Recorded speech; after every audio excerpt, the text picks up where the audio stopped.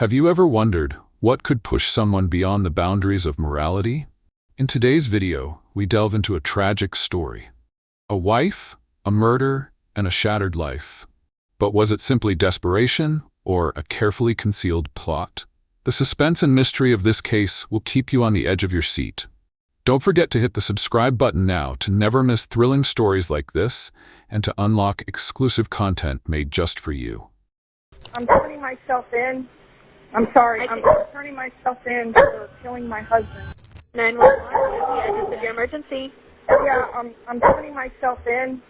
I'm sorry. I'm turning myself in for killing my husband. Okay, why did you do this? Because I have been suffering years of mental and verbal. Karen Baraghi confessed, "I accidentally shot my husband." But was it truly an accident, or is there a more sinister story behind her words? Police quickly discovered Alan, her husband, shot twice in the head while he slept. Karen, who had called the authorities herself, seems to paint the picture of a hurt wife. But is it enough to hide the truth? I understand that there was an incident at the house. I understand what's going on. Okay, I want to hear from you. But like I said, I want to talk to you. I want to make sure that you're comfortable and you understand, you have a clear head, and you can communicate with me. Okay, do you understand where you're at right now? Yes. Okay. What I want to do is I just want to read you your rights, and I want to hear everything that you have to tell me.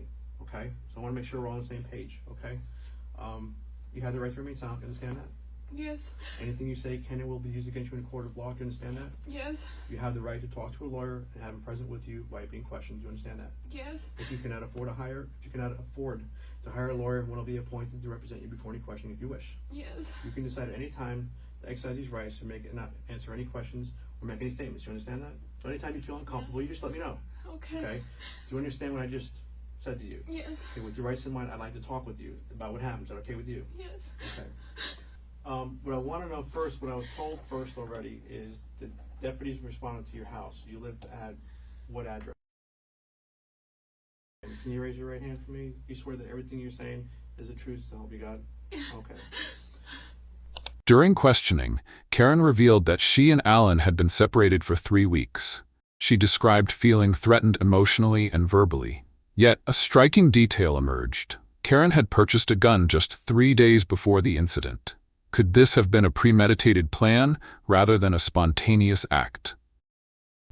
I understand that we got a call from 911, and I had a sergeant talk with me on the phone, said, listen, we had a shooting at a house in Reynolds.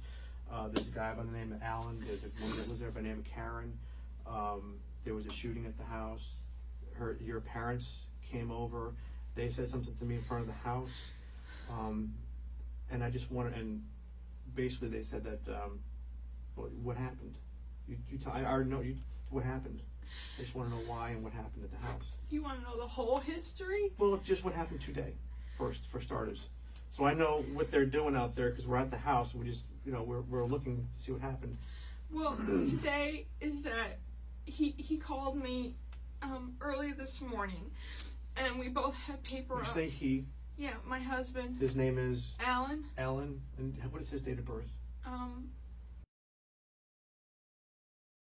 So he called you? Yeah, he called me early this morning. Okay. That's on my cell phone, and he told me that he came to the house and he dumped off all my papers, because we have paper routes at the St. Pete Times, and we haven't been seeing each other too much the last few days. Right. So he told me he dropped off my papers, and that he said, well, all the papers are in your car, so you can go run the route. And I was half asleep, so I woke up and I walked my dogs. I took them outside. This is all today? Yeah. Okay. It was early this morning, and I did my route. And then I came home and I sat down for a while, and he came into the house because he still has a key and a garage remote. And we didn't say anything to each other. Okay. And does he live there? No, he had. Well, we've been separated For how long? like 3 weeks. Okay. The pieces began to fall into place when Karen discovered Alan was having an affair with another woman. Overcome with betrayal and anger, Karen found Alan's secret phone filled with romantic messages. Hours later, Alan was found lifeless on the couch, a victim of a fatal shot fired by the wife who once vowed to love him forever. I was really agitated, and I took like 4 or 5, I don't know, I think I took 4 like sleeping pills. I don't remember how many. Okay. Because I can't deal with him, so I went to bed. Okay. And when I woke up, it was like, I don't know, I woke up several times. I know I woke up around 9:30 or so, and he was still in the bed. He was still in the couch, and he was sleeping. And I had bought a gun a few days ago because he scared me. He was like verbally and mentally me, and I was afraid for myself. Okay. So I went to go pick up the gun, and I hesitated because I didn't want it to go like this. Okay. I understand. I accidentally shot him. What do you mean you accidentally shot him? Because I was standing there and I was holding it and I was shaking like this. Okay. And I didn't want to. I just felt like he had left me with... Let me ask you a question. Did he... someone said your mom... Karen claimed the shooting was unintentional, just an accident. Yet her actions told another story.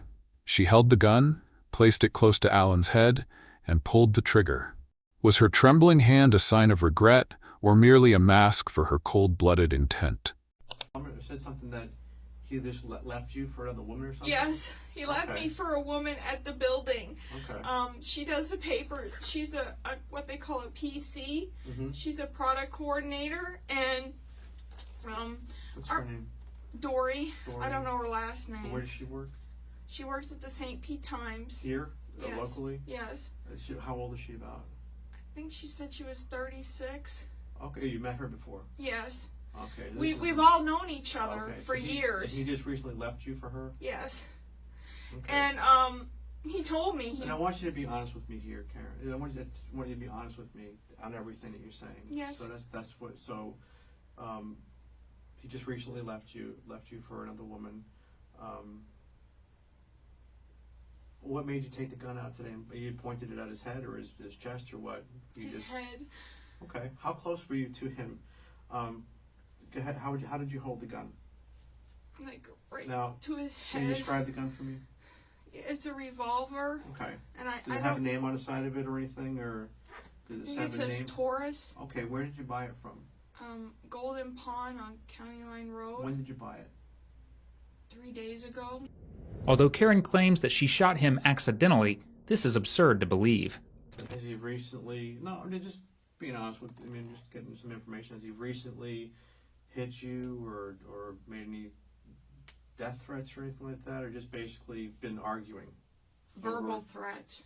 Like, okay. He told me that if I didn't cooperate with him and make life easy for him, that he would make my life a living hell because we mortgaged. In her statement, Karen described her pain after Alan left her, threatening to make her life miserable.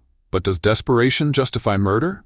Backed into a corner, Karen made the most irreversible choice, a choice that ensured there was no turning back. The house, and I don't have a job, and we have a loan on the car and a loan on the house, and we have a lot of bills, and he told me that if I didn't shut up and cooperate with him, that he would make my life a living hell. That's usually what you hear. You've been around. How old are you? I guess I'm gonna be 42 in a couple days. You've probably met people before who've gotten divorced and split up. I'm sure. Well, right? I've only been divorced. No, I mean, I'm sure you've met people and spoke to people who've gotten divorced or split up in a relationship, right? And you've probably seen how mad people get back and forth, correct? Do you understand? Have you been involved? You heard anybody yell and argue at each other when they're getting divorced or breaking up? So you understand. I understand what you're saying. You know, you guys are splitting up. He's got a girlfriend, supposedly. And is he rubbing it in your face type thing? Yes. Okay. And that's not going to make you happy. That's going to make you upset. Okay. And I want you to be true with your feelings here. That's what I'm trying to get to. What's done is done. I just want to know. I want to know how you felt and what happened. Usually, when you point a gun at somebody and pull the trigger, you're what is the purpose to pull the trigger when you point at somebody? I didn't want. No, I'm just saying. What is usually the purpose when you point a gun somebody. and you pull the trigger? And where did you shoot him? In the head. How close was the gun to his head? I guess like What I want to do is, how do you hold the gun? Okay. Where was the gun today? in my hand. Okay, no, where was it before it was in your hand? I had brought it home. I mean, I understand that. You bought it 3 days ago. Was he home 3 days ago? No, Was he home yesterday? no, He just came in today, yes. just to come home to. Give me To what? Give me the papers and pack up the rest of his stuff. Okay, so And he then came in and just laid on the couch like it was no big deal. Yeah, and then I went to his car. Okay. As police listened to Karen's account, they noticed contradictions. Retrieving the gun from her bedroom, loading it, and pointing it directly at Alan's head, these weren't the actions of someone acting on impulse. Was this the behavior of a victim, or the calculated move of someone determined to end it all? And I found that he had another cell phone, Which car is his? the Yaris. The what? The Yaris, a Toyota Yaris, What color is that? white. The white little round-looking Yeah, car in the driveway. And I looked, and he had been talking to Dory, and they said they were both in love with each other. Okay. And How did that make you feel? If it made you feel mad, tell me it made you feel mad. If it made you feel happy, tell me it made you feel happy. I wanna know how wasn't you felt. happy. I was upset because I had given him everything. I brought him into this country. I got him his permanent residency. I taught him a trade at my parents' AC business. We had separated after being together for 3 years. Mm-hmm. And I was sorry for the way things happened between us because it wasn't good. Okay. And I tried to make amends with him. I wrote him a letter, and he found the letter. And at what point did you go grab that gun? You made a decision to end his life at one point today. So I understand. So I know what you are feeling and going through. I just want to know. I want to be on the same page with you. I want to be able to go through this with you. I didn't want to So- end his life. I just wanted to feel like he had so much power over me that I wanted to feel like I want my power back. I want to feel like That's what I'm wondering. That's what I'm asking. Is at what point did you grab the gun? Was it after you looked at the cell phone and see that he was talking with Dory, yeah, and that they love each other, yeah, and then you went in the house? Was he sleeping at that time? yeah. And when you went into the house, where did you have to go into the house to get the gun? I just had to go in the bag because it was in the bag. In a bag? Yes. What do you mean a bag? Like a Well- gun case? No, I brought it home Okay. from the pawn shop, and it Mhm. was in a thank you bag. But where in the house was it? You went into the house. It was in the back bedroom. Okay, how many bedrooms is in the house? 3. Okay, by walking your front door. Karen admitted to preparing the gun beforehand, describing how she retrieved it from a bag. But what led her to pull the trigger in that critical moment? Was it anger, betrayal, or simply the desire to regain control over her life? A chilling mix of desperation and cold resolve seemed to drive her actions. Okay. Walk in the front door. It's off to the right. Go to the right. There's a bedroom in the far back. Yes. What else go is the in that? right and the left. The right and the left. What else is in that bedroom? It's just a back bedroom that my daughter used. What is in that room? Furniture. What kind? Like a bed, a couch, Right. a bed? Yes. Is there dressers and all that kind of stuff? Yes. Is there kids' clothes? Is there adult clothes in there? Well, my clothes are in the closet. Okay. And the bag that the gun was in is still back there? Yes. Okay. Did the gun have a case? Well, Was it in a case or a holster? no, it was in the box that it came It came in a in. box. Right. All right. So you took the gun out of the bag. Mhm. Okay. You took it out of the box. Mhm. Yes. Okay. Yes. If anything's wrong, just now it's a black. You said Taurus, or Mhm. it's the one that you open up and put the bullets in, Yes. the revolver. Yes. How many bullets did you put in it? 6. My whole life revolved around him, and my life was nothing without him. And he took that from me. He took my life away because I felt like, he told me that I was the only one for him. He told me that he loved me so much. I understand. And he made me feel like, that I was special.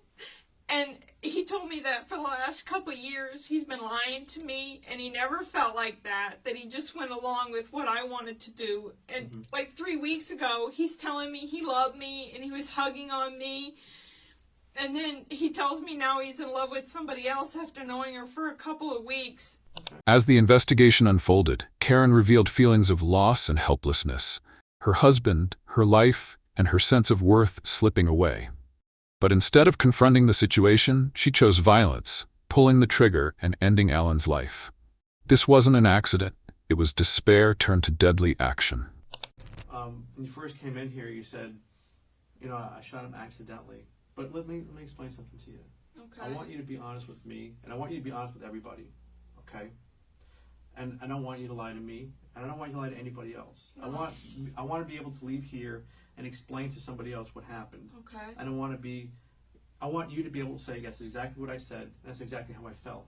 There's no lying. Jim, Detective Boyle and Jim knows what I did and why I did it. It's clear to me it wasn't by accident. Shooting a person, putting a gun to the head, pulling the trigger, loading the gun, putting it in the bag, putting bullets in it, is a on purpose incident. For what it's worth, what is done is done. And if you regret it afterwards, that's one thing. But I just want to make sure we're on the same page that it doesn't sound like you did it by accident. You intended just to shoot him, and then that's what happened. That's what happened. And that's what I happened. feel like I didn't mean. You didn't want to? I didn't want to. Okay, that's no. what. See where we're at here. I want to be able to be on the same page with you. I just felt desperate that I felt like. At the time, you felt desperate. You I wanted felt your like- life back. You yes. felt hurt. You felt betrayed. You felt he's got everything now. He's got a girlfriend, leaving me with nothing. He's gonna leave me with nothing. He's gonna make my life a living hell. And for what it's worth, if you shoot him and you kill him. Karen ultimately confessed the truth. She felt betrayed, abandoned, and stripped of everything. Her act of killing Alan wasn't accidental. It was born from rage and desperation. Now, as she faces the consequences, can Karen still justify her actions?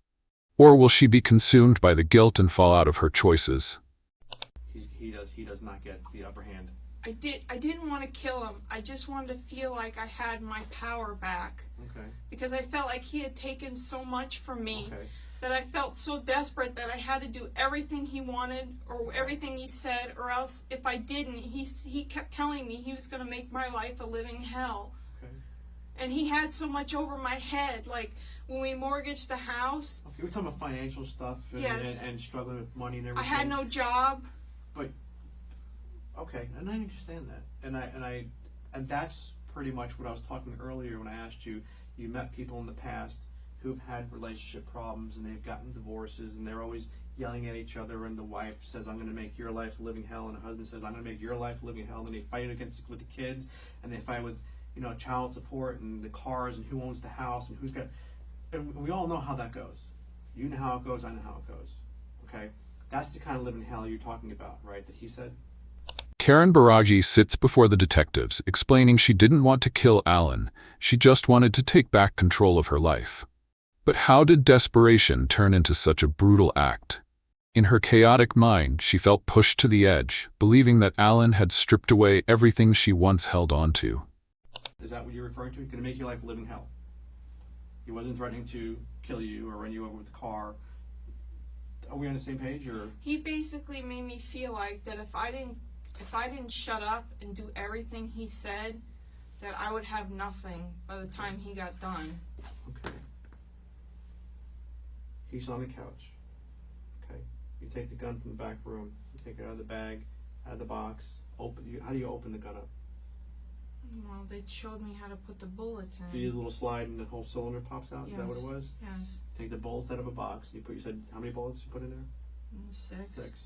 Close it up. Now, you're debating about this for a couple hours, you said? Okay. Because I kept contemplating. But you knew you could do it. You weren't sure if you wanted to do it. Is that it? I didn't want to do it because I didn't want to make my life miserable, even though he was hurting me so much. Okay. I felt like, I just felt desperate, like I didn't know how I was going to get past this, because I felt like if he takes everything from me, I don't know how I'm going to go on with my life. Right. Well, what would be a normal feeling that you felt when someone takes things from you, and this is your husband who's found another girl, Okay, I would think that you don't feel glad. No. I'm sure that you do feel sad. I'm sure that you feel angry. I'm sure you felt like you wanted to get even with him, maybe. Okay, which one of those feelings is the strongest? Well, he's leaving you for another woman, and he's rubbing it in your face. You said, am I using the right terms? He's kind of rubbing it in your face. Mm-hmm. I don't want to say the wrong words. He's leaving you for another woman, rubbing it in your face. In the most tense moments, Karen retrieved the gun from the back room, loaded it, and wrestled with her thoughts. Should she pull the trigger? For over an hour, maybe two, anger, betrayal, and heartbreak consumed her.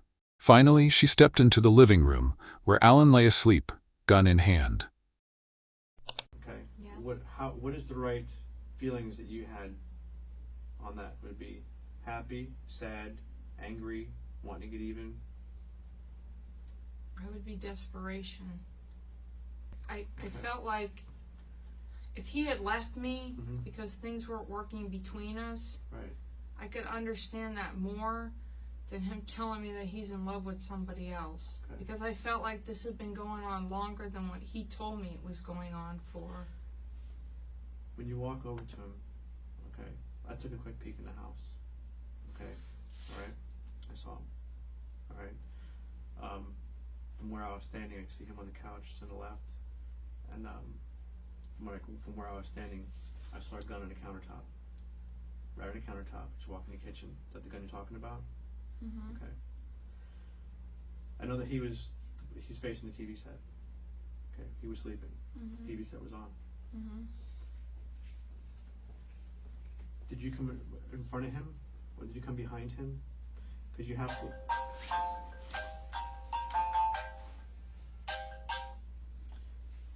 You have to. Did you walk up behind him and shoot him, or did you go around the front of him and shoot him? No, I walked up in front of him at first, and I just was holding it in my hand. Okay. Did you try to wake him up? No. Okay. And then I walked behind him, Mm-hmm. and I had contemplated about it a long time. It's not like something I did right away. Okay. You thought about it. That's called thinking about it. Several times. Okay. Did you think about what's going to happen if you shoot him? To you? Yes. Did you think about what was going to happen to him if you shoot him? Yes. Okay, well, just so we know we're all on the same page, and not just so we all know, if you shoot him, what's going to happen to him? Standing just inches away, Karen aimed the gun at Alan's head. Then, she pulled the trigger. The shot echoed, and Alan gasped for air. But instead of stopping, Karen fired again. This was no accident. This was an act fueled by a complete loss of control. Yes. Well, I'm asking you, if you shoot him in the head, what's going to happen to him? I knew he'd be dead. Okay, if you shoot him in the head, what do you think, at the time, what did you think was going to happen to you? And my life would be over Why? because I killed him. Okay. So how long do you think about that for? I think this was going on for at least an hour and a half, maybe 2 Okay. hours. So what was the deciding fact to do what you did? Before watching any further, They said if I pulled the trigger back and put the hammer back, that Okay. it'd be easier to pull the trigger. Well, that is true. That is true. Yes. That is true. You cock it back, like we've all seen in the movies, you cock it back. But I never owned a gun. I never Okay. had a gun. I never Okay. used a gun. Okay. I just, But what do guns do when you point it at somebody and you fire it? What do you have to do to a gun to fire it? shoot it, What do you have to do? What does your finger have to do? pull the trigger. Okay, that is the bottom line, is how a gun goes off. But I know that okay, so they said if you pull the hammer back, like the top, the hammer, and it clicks back, it's easier to fire it. Okay, did you do that? Yeah, but my hand was shaking like this, Okay.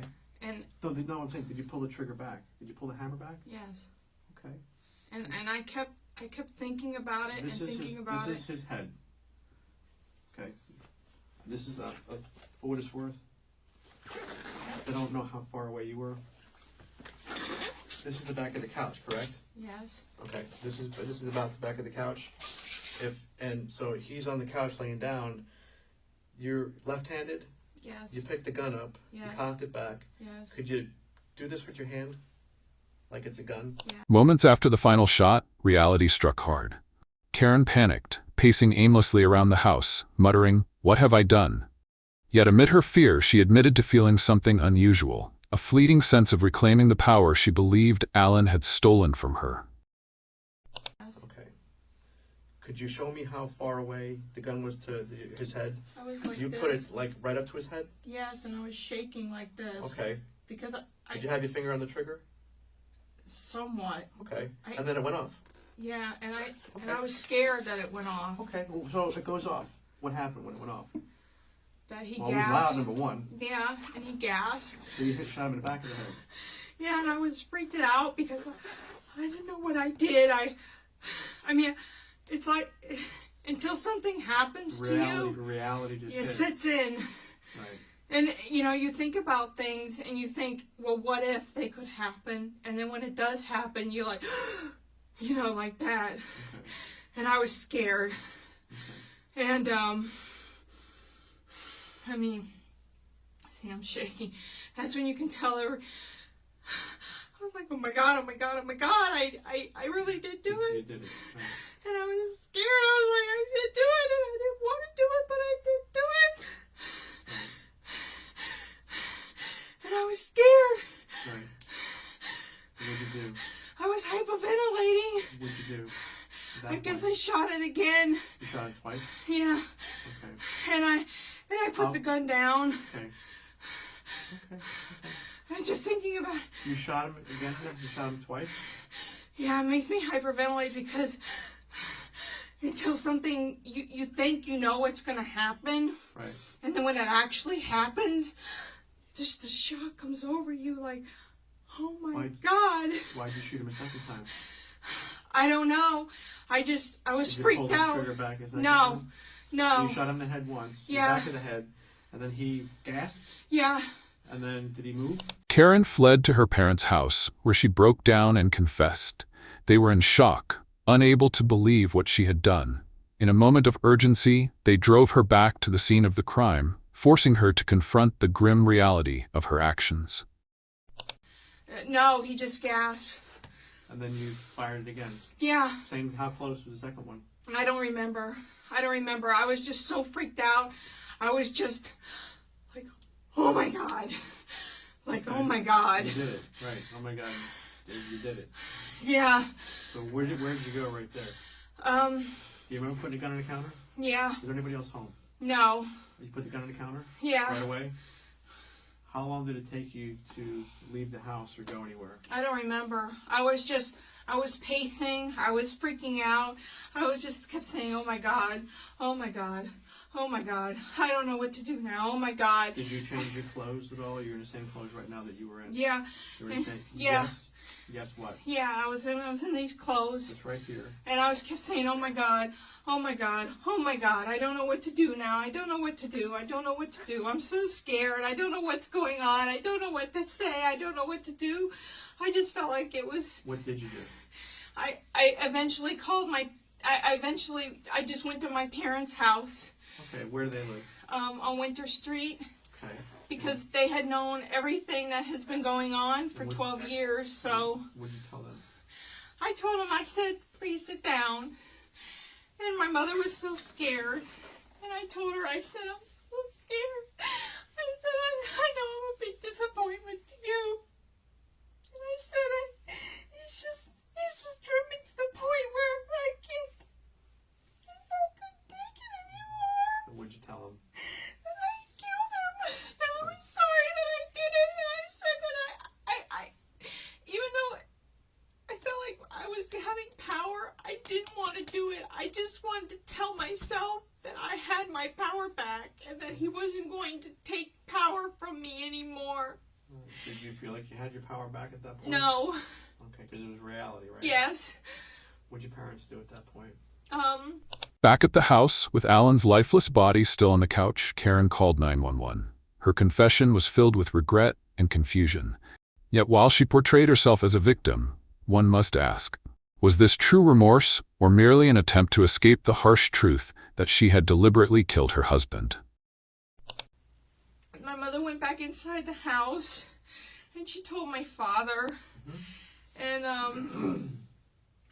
they were both freaking out, and I told them, I'm sorry, because the bottom line is I feel like I'm a human waste because I never made something of myself. I let somebody take so much. What did your parents do at that point?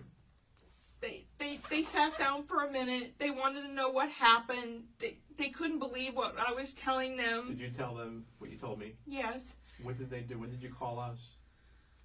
When I got back to my house with my parents. You left their house. You left their house with them. Yes. Who drove? My mother. Drove you? Did they follow you, or did you? No, my car is still at their house, and they drove me.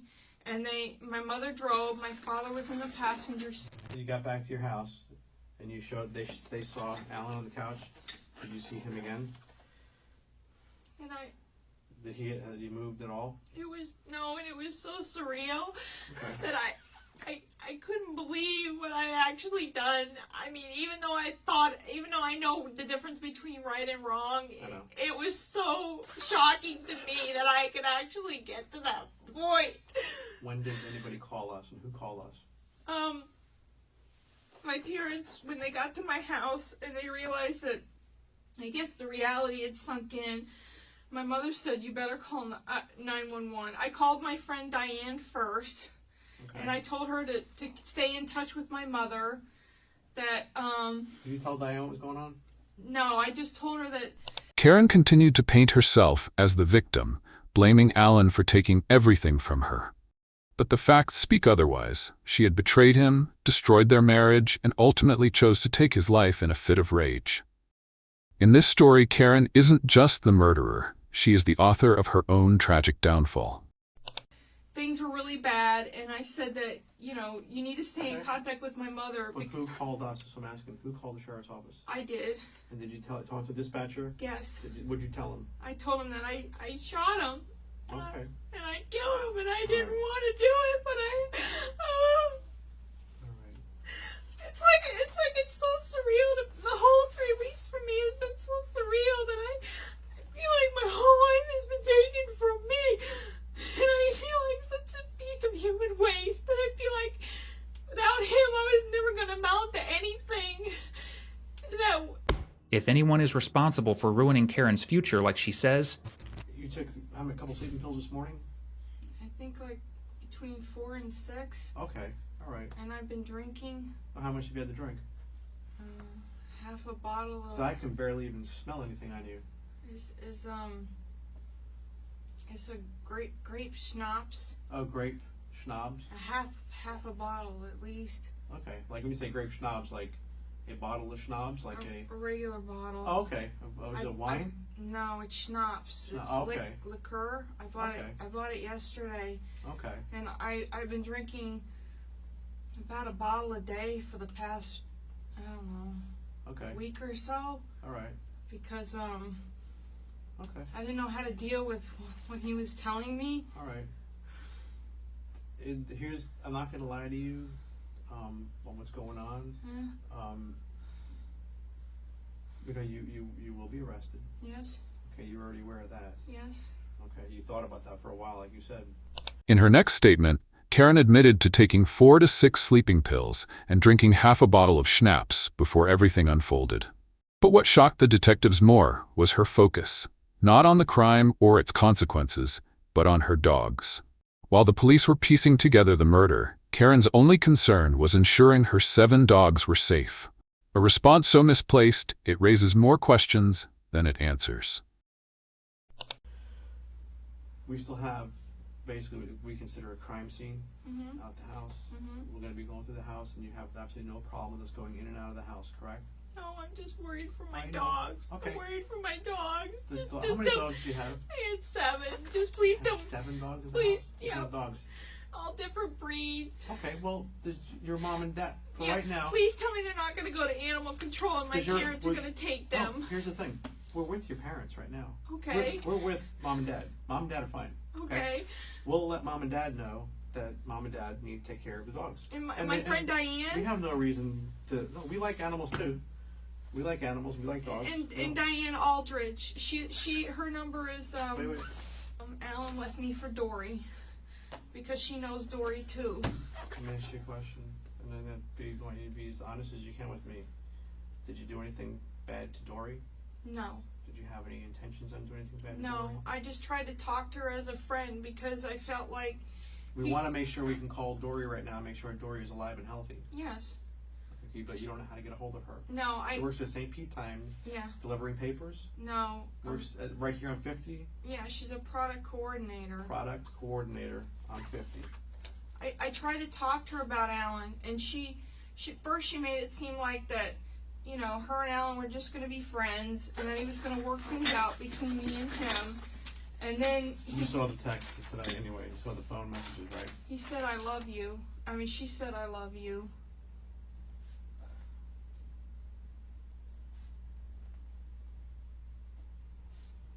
This is all so surreal for me. My whole life has been so surreal. So his AC truck. When asked about Alan's relationship with a woman named Dory, Karen insisted she had no intentions of harming her. Yet, beneath her denial was the bitterness of betrayal as she recounted finding romantic messages on Alan's secret phone. Was this discovery the spark that ignited the tragedy? It's in the front of the house. And that's his truck? Is it registered to him? Is it a business name or is It's ACJ's truck. what is it? ACJ's? ACJ J? Yeah, apostrophe S? I think J's? so. So ACJ's is the company name? And it's registered to the company? Uh-huh. I Okay. think so. Where's his cell phone that you said you went into and got?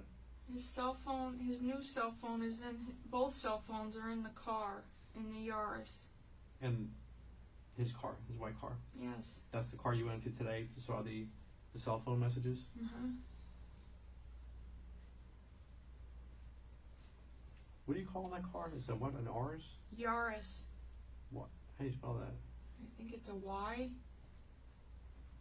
It's a Toyota Yaris. Two-door Toyota? Yeah, with a What kind of hatchback. what kind of cell phones are they? He has a Sprint phone that was ours. Sprint Cell and what else? I think it's a Metro PCS. And where are they in the car? I don't know where our phone is. The one that you talked about that the text said I think it's in the front somewhere. in the car though, for Yes, sure? yes. Okay. Okay. Is there any way I can use the bathroom again? Yeah, I'll get someone to get you I out have here a in a second. urinary tract infection. Okay. And Here, it just- hurts. Okay. Just give me 1 second. Okay? And I'll be right back.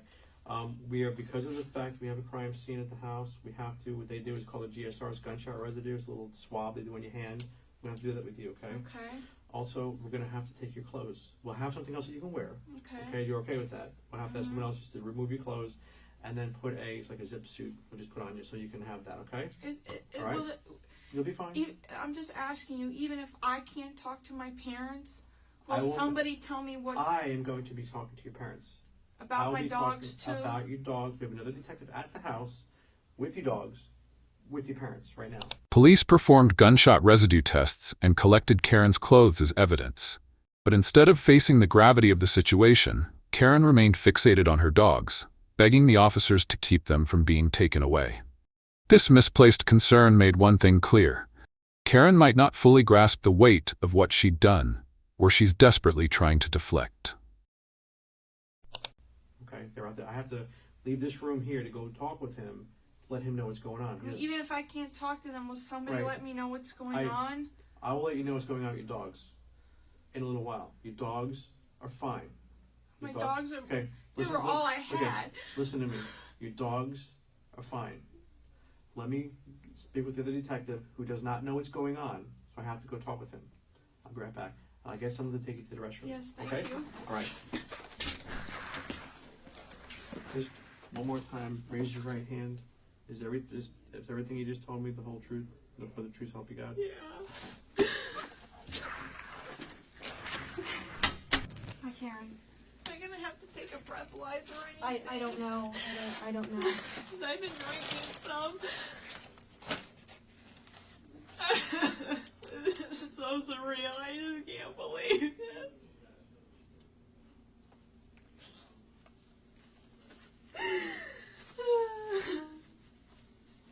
Okay, Detective Boyle to explain to you what I'm going to do. I'm going to do a GSR in your hands. Okay. Okay, and I'm going to take your clothes.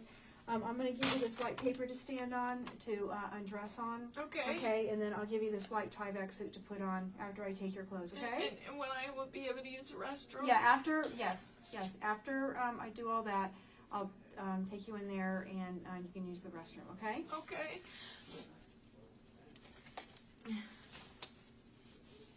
I just feel like my life was over, no matter what, anyway. When Karen was allowed to meet her parents, the raw emotions poured out. She sobbed, apologizing profusely, claiming years of torment had pushed her to the edge. Yet no amount of tears or apologies could erase the reality that she had killed her husband. It was a chilling glimpse into a woman torn between guilt and despair. Are they gonna go in my house with my dogs there, or is my parents gonna take my dogs? I don't know what's going to happen to your dogs. That you'll have to get with Detective Boylan about Is there that. anybody that's gonna tell me what's going on? Yeah, Detective Boylan will. And He they're will. not gonna tell me they took the animal control or nothing, right? I don't know what they'll do with the animals, honestly. That's why you need to talk to Detective Boylan about all that. Okay? Well, let me know, please, so I can ask somebody. I just want to know what's going on. Your mom and dad? Yeah. Alright. Me a favor, I'm gonna go grab some water. Just you come in with them, please. Absolutely. Where's my mom? I'm gonna She get went to the her bathroom. Daddy, I'm so sorry. I know that. Hey, cool it. I love you guys, and I'm sorry.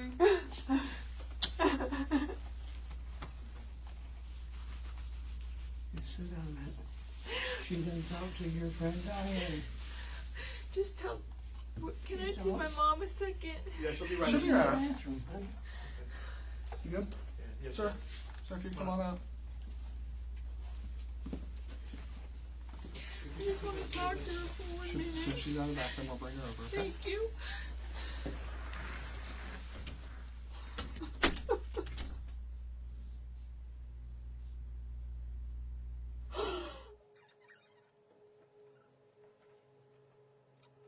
In the final moments of this chapter, Karen pleaded with her parents to ensure her dogs were cared for as if they were the last remnants of her shattered life. But as the truth became clearer, it was evident that no tears, no apologies, and no pleas could undo the brutal act she had committed.